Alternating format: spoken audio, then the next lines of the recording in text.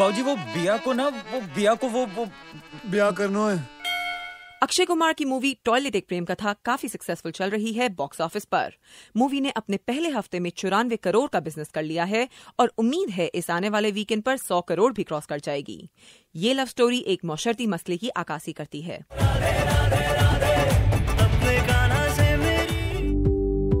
Actor Varun Dhawan अपनी नई film जुड़वा 2 को लेकर काफी एक्साइटेड हैं और क्यों नहीं। इंस्टाग्राम पर अपनी फिल्म के पोस्टर्स रिलीज कर रहे हैं और मूवी के ट्रेलर की डेट भी शेयर की। जी हाँ, ट्रेलर 21 अगस्त को रिलीज हो रहा है।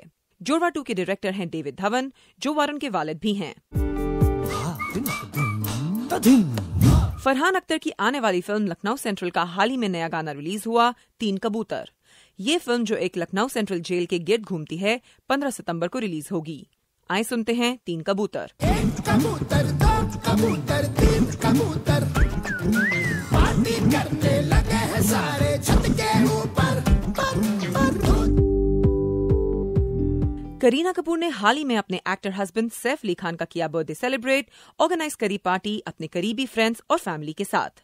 ये कुछ तस्वीरें पोस्ट की गई इंस्टाग्राम पे। बर्थडे से थोड़े ही दिन पहले लौटे सैफ, करीना और बेटे तैमूर स्विट्जरलैंड की वादियों में छुट्टियां मनाकर। शुचि जैन, उर्दू, VOA।